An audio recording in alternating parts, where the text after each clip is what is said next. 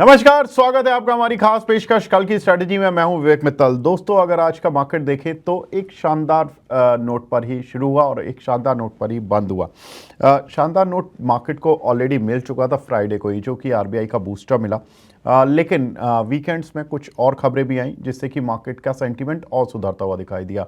वो खबरें थी भारत और अमेरिका की ट्रेड डील को लेकर बातचीत एडवांस स्टेज में चल रही है, जिसमें कि अमेरिका का एक डेलीगेशन इंडिया आया हुआ है। उसको पहले 5 और 6 जून को ही बातचीत करनी थी, अब वो स्टे कर रहा है इंडिया में मंडे और ट्यूसडे, यानी कि आज और कल तक वो रुकेगा इंडिया में और आगे बातचीत कर जाएंगे। तो उनकी कोशिश है कि भारत और अमेरिका की एक ट्रेड डील नहीं तो कम से कम एक ट्रेड एग्रीमेंट तैयार हो जाए जुलाई 9 से पहले, ताकि जो रेसिप्रोकल टैरिफ की जो एक्सपायरी है उससे पहले भारत और अमेरिका के रिश्ते ठीक रहे और उनका ट्रेड और कारोबार बना रहे।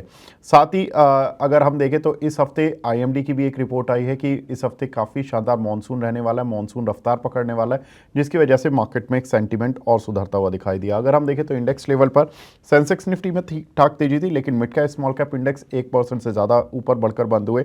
स्मॉल कैप इंडेक्स में तो करीब 1.5% की तेजी देखने के लिए मिली। निफ्टी आईटी ने भी स्ट्रेंथ दिखाई, आज करीब 1% ऊपर रहा ये, और निफ्टी बैंक में भी करीब 0.5% की उछाल ही देखने के लिए मिला। निफ्टी गेनर्स में देखें तो जियो फाइनेंशियल्स करीब 3.25% ऊपर आता हुआ दिखाई दिया। कारण भी था कि उसमें जो ब्लैक रॉक के साथ जो वो म्यूचुअल फंड शुरू करने वाले हैं उसकी टॉप लीडरशिप अब तैयार हो रही है, तो तय की जा रही है, जिसके चलते इस काउंटर में तेजी आती हुई दिखाई दी। बाकी जो बैंकिंग शेयर्स हैं like Kotak bank, Bajaj finance, जो एनबीएफसी से जुड़े हुए शेयर हैं, इन सभी में आरबीआई की जो बूस्टर मिला है फ्राइडे को, उसका एक इम्पैक्ट चलता हुआ दिखाई दिया। ट्रेंड में भी करीब 2.5% की तेजी आती हुई दिखाई दी।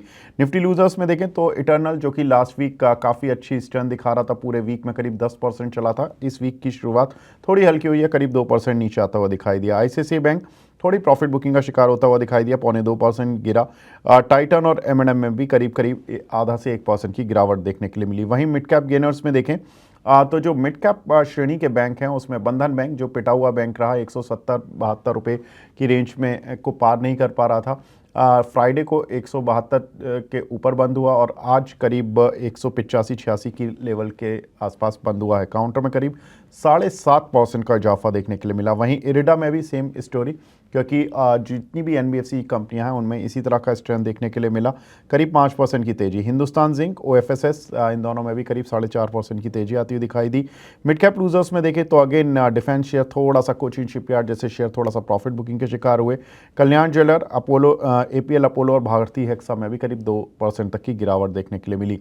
स्मॉल कैप गेनर्स में देखें तो 5 स्टार, इंडिया इन्फोलाइन, मन्नापुरम, इन तीनों में ही करीब 7 से 9% की तेजी देखने के लिए मिली। एनबीएफसी शेयर, क्योंकि एनबीएफसी को सबसे ज़्यादा फायदा मिलना है आरबीआई के रेट कट का, वो इसलिए कि इनकी जो बोरोइंग कॉस्ट होती है वो कम हो जाती है, और जो ये जिस रेट पर लोन देते हैं वो जनरली उतनी कम नहीं होती है, तो उसका फ़ायदा इनके मार्जिन्स में बढ़ता है और इसका फ़ायदा इनकी प्रॉफिटेबिलिटी पर बढ़ता है, जिसकी वजह से लगातार सारे एनबीएफसी शेयर चलते हुए चले गए। एमसीएक्स लगातार स्ट्रेंथ दिखा रहा है, 7%, ये भी काउंटर ऊपर। एफ एंड ओ गेनर्स में देखें तो इंडिया इन्फोलाइन, बंधन बैंक, मन्नापुरम, एमसीएक्स, अगेन यही सारे शेयर एफ एंड ओ में गेनर्स भी थे। लूजर्स में देखें तो कल्याण ज्वेलर, एपीएल अपोलो, इटर्नल और आईसीआईसीआई बैंक जैसे काउंटर है। स्टॉक जो खबरों में थे उसमें जियो फाइनेंस अगेन 3.5% ऊपर इसी वजह से रहा, क्योंकि उनकी लीडरशिप तैयार हो रही है ब्लैक रॉक के साथ म्यूचुअल फंड्स को लेकर। विप्रो में करीब 2% इक्विटी की ब्लॉक डील हुई, जिसके बाद इस काउंटर में 1% की तेजी आती हुई दिखाई दी। एचडीएफसी लाइफ का मई में जो प्रीमियम है वो करीब 13% बढ़ता हुआ दिखाई दिया, ग्रॉस प्रीमियम, जिसकी वजह से कंपनी को फायदा होता हुआ दिखाई दिया। हिंदुस्तान जिंक, लगातार सिल्वर की कीमतें तेज हैं, उसका इंपैक्ट दिखाई दे रहा है।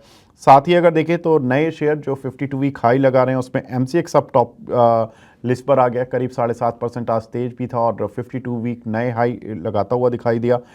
मन्नापुरम फाइनेंस, हुंडई, इनमें भी अच्छी तेजी बनती हुई दिखाई दी, ये भी नए 52 वीक हाई बनाते हुए दिखाई दिए। साथ ही रिलायंस पावर, यहाँ पर ये काउंटर लगातार स्ट्रेंथ दिखाता हुआ जा रहा है और नए 52 वीक हाई बनाता जा रहा है, क्योंकि इस कंपनी में काफ़ी कुछ खबरें रही हैं। बैंक ऑफ इंडिया, जहाँ पर कि मिड कैप पीएसयू बैंक, जहाँ पर कि एक अच्छी तेजी बनती हुई दिखाई दी है। तो कुल मिलाकर कह सकते हैं कि ये वीक एक अच्छी पॉजिटिविटी के साथ शुरू हुआ है, जहां पर कि बैंकिंग और एनबीएफसी शेयर्स ने लीड किया मार्केट को। अब कुछ खबरें जो रहेंगी वो जापान की साइड से हो सकती हैं, क्योंकि जापान के थोक महंगाई के आंकड़े आने हैं 11 जून को, और ये इसलिए इम्पॉर्टेंट हैं क्योंकि इनसे दिशा तय होगी जापानीज़ मार्केट की, क्योंकि उनकी पॉलिसी आने वाली है नेक्स्ट वीक, और उसमें माना जा रहा है कि इंटरेस्ट रेट बढ़ाने की बातें हैं। अगर वहाँ पर इंटरेस्ट रेट बढ़ाया जाता है तो कई बार क्या होता है कि जो येन कैरी ट्रेड होता है वो इम्पैक्ट आना शुरू हो जाता है, और उसका हम असर देखते हैं कि ग्लोबल फ्रंट पर थोड़ा सा नेगेटिव हो जाता है। तो थोड़ा कॉशस होकर चलना है। जापान के महंगाई दर के आंकड़े इस बार इम्पॉर्टेंट हैं, और उनकी पॉलिसी भी इस बार इम्पॉर्टेंट है, तो ये थोड़ा देखना होगा। तो जापान के आंकड़ों के साथ साथ फिर हमने निफ्टी पर क्या स्ट्रैटेजी रखनी चाहिए, अंशुल जैन जी से राय मांगी, तो उनका मानना है कि निफ्टी की तेज़ी में मोमेंटम बना रहेगा। 24,116 जो उन्होंने लेवल दिया था, माफ़ कीजिएगा 25,116 के ऊपर निफ्टी में एक मोमेंटम बना रहेगा। 25,350 तक निफ्टी ऊपर तक जा सकता है। 24,800 का लेकिन एक स्टॉप लॉस बनाकर रखना है।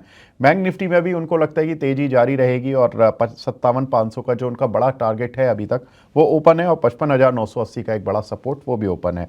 तो ये दोनों ही चीज़ें जो कि अंशुल जैन की तरफ से, जो लक्ष्मीश्री इन्वेस्टमेंट के हेड ऑफ रिसर्च हैं, उनकी तरफ से ये हमारे जो उनके फ्राइडे वाले लेवल्स थे वही कैरी ऑन होते हुए आ रहे हैं। तो उम्मीद करते हैं कि ये हफ्ता बेहतरीन रहेगा और आपको काफ़ी प्रॉफिट्स होंगे। तो फिलहाल इस कार्यक्रम को यहीं पे विराम देते हैं। नमस्कार।